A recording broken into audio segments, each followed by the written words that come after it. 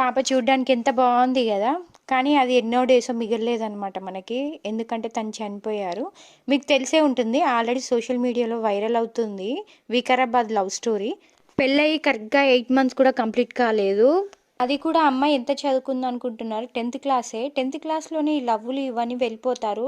లాస్ట్కి ఇలా అయితే జరుగుతుందనమాట. ఎందుకండి అంత ఈజీగా నమ్మేస్తారు? అమ్మాయి పేరైతే అనుష, వాడి పేరైతే పరమేశ్ అనమాట, వాళ్ళ హస్బెండ్ పేరు. ఫస్ట్ అయితే లవ్ అని లేచిపోయారు, తర్వాత పెద్దల సమక్షంలోనే పెళ్లి చేశారనమాట. తర్వాత నుంచి టార్చర్ అయితే స్టార్ట్ అయిపోయింది. కట్నం తేలేదు, అది తేలేదు, ఇది తేలేదు అని రోజు టార్చరేనంట.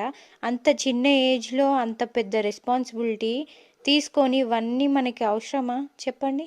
వాడు అన్ని చిత్రహింసలు చేస్తున్నా కూడా పాపం లవ్ మ్యారేజ్ చేసుకుంది కదా, అందుకని చెప్పేసి అవన్నీ భరించింది. అమ్మోళ్ళకి ఏది చెప్పుకోలేదన్నమాట. ఆమె చేసిన పెద్ద మిస్టేకే ఇదనమాట. ఏంటంటే చెప్పకపోవడం. చెప్పాలి లేదా ఎదురు తిరగాలి. ఎందుకు? వాళ్ళు లేకపోతే బ్రతకలేమా? సమాజంలో బ్రతకట్లే, హస్బెండ్ చనిపోతున్నారు, వాళ్ళు బతకట్లేదా? మనకు తెలివి ఉండాలే కానీ ఎలాగైనా బతికేయచ్చు మన తెలివితోటి ఈ సమాజంలో. ఎన్నో చిత్రహింసలు పెట్టి లాస్ట్కి అయితే చంపేశాడనమాట.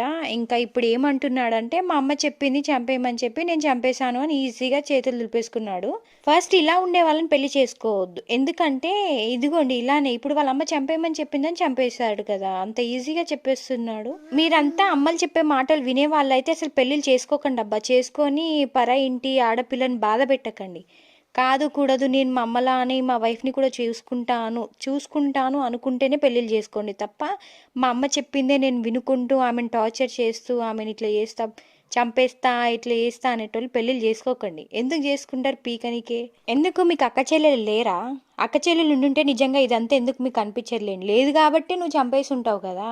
ఎందుకు? మీ అమ్మ కూడా అదే స్టేజ్ నుంచి వచ్చి ఉంటుంది కదా, మీ అమ్మకు తెలీదా ఏది ఎట్లుంటుంది, ఏంటి ఎట్లుంచాలి అని చెప్పేసి? వాళ్ళత్త కూడా ఇలా చేసుంటే ఇప్పటిదాకా నిన్ను కనేదాకా మీ అమ్మ అయితే వచ్చేది కాదు కదా. మీ డాడీ కూడా నీలా ఉండి ఉంటే, సైకోలాగా ఉండి ఉంటే మీ మమ్మీని కూడా చంపేసేవాడు కదా, ఇక్కడ దాకా ఉండేది కాదు కదా. ఆ అమ్మాయి వాళ్ళ పేరెంట్స్ మనకు చెప్తుంటేనే ఎంత బాధగా ఉంది కదా. పాప మా అమ్మాయి ఎంత భరించుంటది ఆ బాధని. సో నేను ఇక్కడ చెప్పేది ఏంటంటే, ఆ చనిపోయిన అమ్మాయికి అనుషకి న్యాయం జరగాలి. ఆమెను చంపిన వాళ్ళ హస్బెండ్ వాళ్ళ మదర్కి ఇద్దరికి ఉరిశిక్ష వేయాలి. వాళ్ళు బ్రతికుండి లాభం ఏం లేదు, బ్రతికుంటే వేరే ఆడపిల్లకి అన్యాయం చేయడం తప్ప. ప్లీజ్, నేను అమ్మాయిలకు కోరుకునేది ఒక్కటే, మీకు పెళ్లి చేసుకోవాలనుకుంటే తర్వాత అవన్నీ ఫేస్ చేయడానికి రెడీగా ఉండండి. ఏది లోపల భరించడానికి కాదు. వాళ్ళు ఎదురు తిరిగితే మీరు కూడా ఎదురు తిరగడానికి రెడీగా ఉంటేనే పెళ్ళిళ్ళు చేసుకోండి తప్ప లోపల దాపెట్టుకొని ఇలా చనిపోతామన్న వాళ్ళు ప్లీజ్ మ్యారేజ్ చేసుకోకండి. చనిపోయి వెళ్ళిపోతారు, వెనకాల పేరెంట్స్కి బాధ కదా మీరు చనిపోయిన తర్వాత, అందుకే.